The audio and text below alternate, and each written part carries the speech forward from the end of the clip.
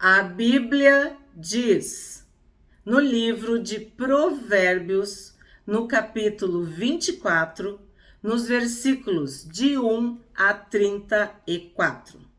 Não tenha inveja dos maus, nem procure ter amizade com eles.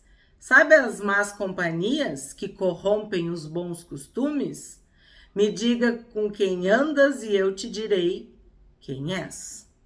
2. Eles só pensam em violências e quando falam é para ferir alguém. A Bíblia fala de que nós não devemos nos assentar na roda dos escarnecedores, daqueles que se reúnem para fazer o mal. A gente tem que cuidar isso. Seja na família, seja no trabalho, seja na escola, na faculdade, no clube. Onde a gente anda? Tu percebe que a conversa é pesada? Que estão falando mal, estão murmurando, estão mentindo, estão pensando, maquinando, planejando violência, vingança. Não é um lugar para ti. Tu tem que selecionar, tu tem que saber sair, se retirar. 3. Com sabedoria se constrói o lar e sobre a prudência ele se firma. Na casa da pessoa sábia, os quartos ficam cheios de coisas bonitas e de valor. Aqui a gente vê a casa e o lar. Precisamos de sabedoria, de inteligência, de prudência para construir uma casa e um lar. Construir uma família, precisamos de um alicerce, de um fundamento firme. E temos na palavra de Deus todos os tijolos, todo o cimento, toda a madeira, todo o ferro, tudo que tu precisa para construir a tua casa, o teu lar, tem na palavra de Deus. Mas tu tem que meditar de dia e de noite. Tu tem que crer nestas palavras. Tu tem que fazer delas, vamos dizer assim, o teu material de construção. Aí tu vai ter coisas bonitas e de valor.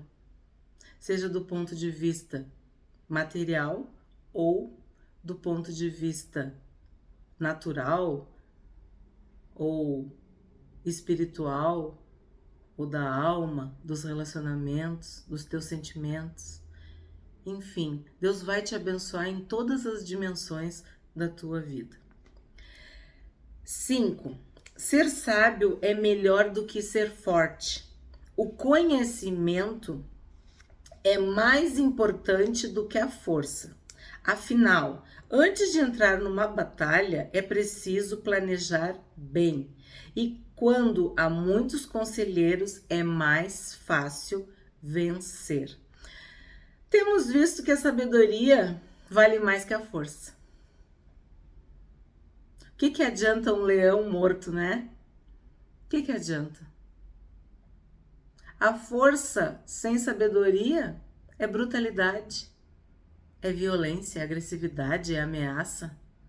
Não. A força da sabedoria, ela te eleva. E aqui fala sobre conselhos e conselheiros. Sabemos que o Espírito Santo de Deus é o nosso conselheiro. Os melhores e maiores conselhos vêm do Espírito Santo, mas também pessoas tementes a Deus, homens e mulheres de Deus, que têm autoridade, eles podem nos aconselhar, nos direcionar, nos abençoar, nos mostrar que estamos errados ou que podemos fazer assim e não assado. É importante ter humildade para ouvir e pedir conselhos. 7. Os provérbios dos sábios são profundos demais para serem entendidos pelos tolos. Quando são discutidos assuntos importantes, os tolos não têm nada para dizer. Quem planeja o mal será chamado de criador de problemas. Os planos dos que não têm juízo são pecados. Todos odeiam quem vive zombando dos outros. Quem é fraco numa crise é realmente fraco. Este versículo me ajudou muito quando eu eu recebi o diagnóstico aos 33 anos, de câncer. Eu lembro que eu repetia isso, porque se eu me mostrasse fraca no dia da angústia, no dia da dificuldade, da calamidade, da enfermidade, eu seria fraca mesmo. E isso não é uma força pessoal, natural. O Espírito de Deus, o Espírito Santo, ele é um espírito de fortaleza. Então, quem se vê fraco numa crise é porque é realmente fraco. Porque passou, vamos dizer assim, os bons tempos sem guardar nada, sem aprender nada, sem reservar nada. Sabemos que tem dias de sol, de praia, de férias, mas tem dia de chuva, de frio e de muito trabalho. Então, se no dia da dificuldade, da adversidade, tu te mostrar fraco, tu te encolher, tu te esconder, tu fugir, então tu é muito fraco. Mas tem um caminho. A Bíblia diz que quando a gente é fraco, a gente se humilha na presença de Deus, a gente pode ser forte. Por quê? Porque a gente pode ser fortalecido pelo Espírito de fortaleza, pelo nosso Deus. Então, é uma lição para nós esse verso 10. Seja forte, seja corajoso, te esforça, tenha bom ânimo. Não faça aquilo que todo mundo faz. Não te entrega como todo mundo se entrega. Luta. O nosso Jesus, o nosso Senhor e Salvador Jesus lutou, amou, perdoou. Ele fez tudo o que tinha que fazer. Está consumado, disse Jesus na cruz. Para quê? Para que eu e tu pudéssemos seguir o exemplo dele, de que em momentos de muita dificuldade, nós pudéssemos nos fortalecer no Senhor. É uma breve e momentânea tribulação, mas como tu vai encarar, reagir, passar por isso, vai produzir um peso eterno de glória. A tribulação, a provação, não é para nos derrubar, é para nos aprovar. Porque é na paciência, na perseverança, é na disciplina, é na fé, é na dependência que nós vencemos. Então, quem se mostra fraco no dia da angústia é realmente fraco. Quem se mostra fraco numa crise é realmente fraco. 11. Procure salvar quem está sendo arrastado para a morte. Você pode dizer que o problema não é seu, mas Deus conhece o seu coração e sabe os seus motivos. Ele pagará de acordo com o que cada um fizer. Significa o quê? Te alegra com quem está alegre, mas chora com quem está chorando. Significa ajuda quem está precisando de ajuda. Abençoa quem está precisando de bênção. Socorre, salva quem está sendo arrastado para a morte. Não seja indiferente à dor do próximo, ou de seja lá quem for. A gente viu até de um animal, de um ser vivo. Salva, faça o bem, estenda a mão, socorra. Somos sal da terra e luz do mundo. Nós não estamos aqui para cruzar os braços e assistir. Não, a gente tem que participar, a gente tem que ajudar, a gente tem que ser aquela diferença no mundo. Seguir o exemplo de Jesus. Não pode olhar para uma situação e dizer, não é comigo, não tem nada a ver com isso. Não me importa. Deus vai pagar de acordo com o que cada um fizer. Quando tu precisar, quem vai te ajudar? Porque quando precisaram, tu não ajudou. Pensa sobre isso, é muito sério. Isso é muito sério. Esse evangelho que não ajuda, que não muda a vida das pessoas. Ah, tu tá com fome, Deus te abençoe. Ah, tu tá com frio, Deus te abençoe. Ah, tu não tem para onde ir, Deus te abençoe. Não é assim. Não é assim, gente, não é assim. Jesus fez o bem quando esteve aqui na terra e falou para nós que é isso que a gente tem que fazer. Fazer o bem. Plantar boas sementes. Socorrer, salvar quem está sendo arrastado para a morte. Seja a morte física, seja a morte emocional, da alma e principalmente a espiritual. Pessoas que estão caminhando para o inferno. Isso é ter misericórdia, isso é ter compaixão. 13. Meu filho, coma mel, pois o mel faz bem. Assim como o favo de mel é doce na sua língua, assim também a sabedoria é boa para a sua alma. Se você a conseguir, terá um bom futuro e não perderá a esperança. Se todos os dias nós nos alimentarmos de mel, um pouquinho de mel, a gente vai ter saúde. Mel é muito bom. E ele está comparando que assim como tu te alimenta do mel, que é pouco, né? Tu te alimenta da sabedoria. Que assim como o mel é doce para o corpo, para o paladar, é tão bom, revigora, cura, anima, a alma da gente também é animada, é fortalecida, é ensinada com a sabedoria. E fala sobre esperança. Vivemos num mundo em que as pessoas estão com pouca ou nenhuma esperança.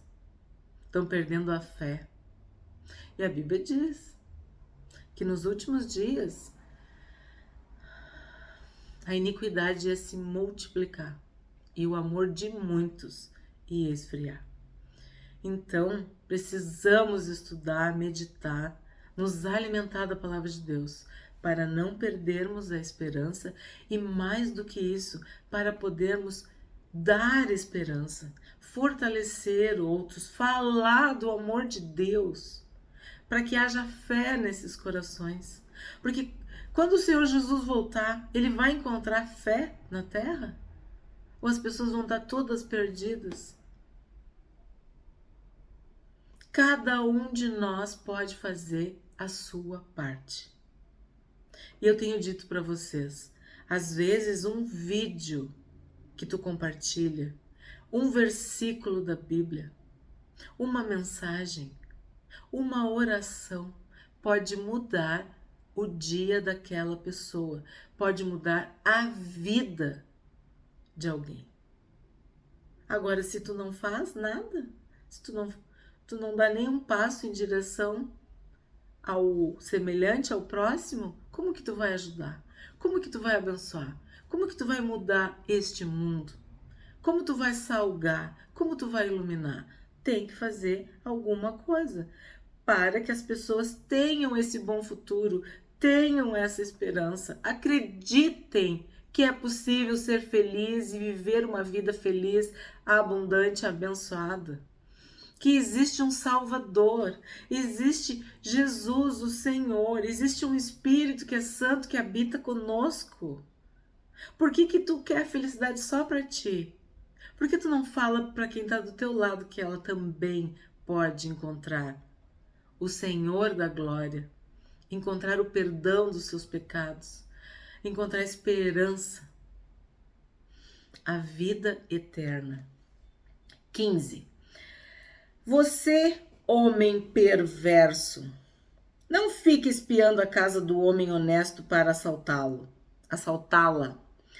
A pessoa honesta pode cair muitas vezes, que sempre se levanta de novo, mas a desgraça acaba com os maus. Não fique contente quando o seu inimigo cair na desgraça. O Senhor Deus vai saber que você ficou contente com isso e não vai gostar. E ele poderá parar de castigar este inimigo.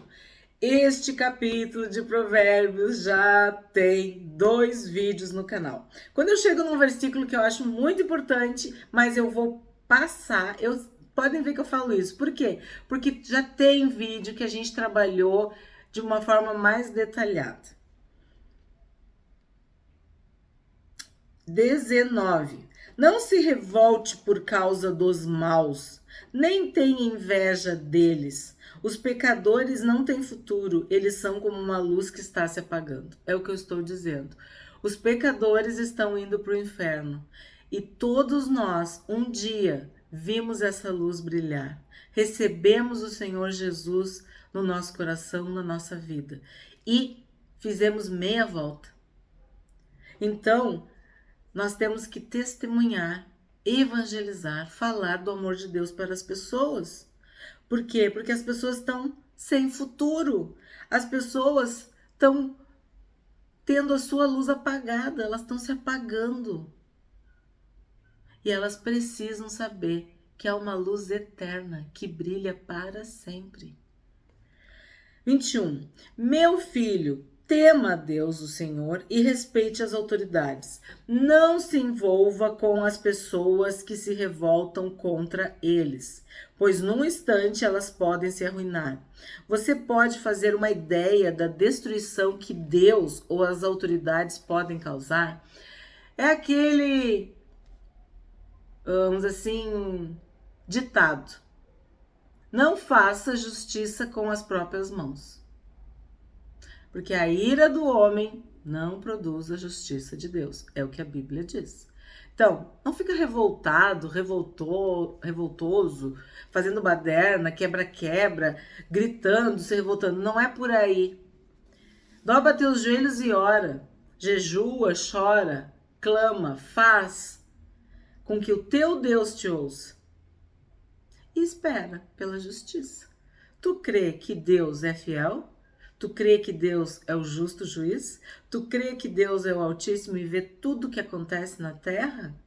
Tu crê que Deus sonda as mentes dos corações?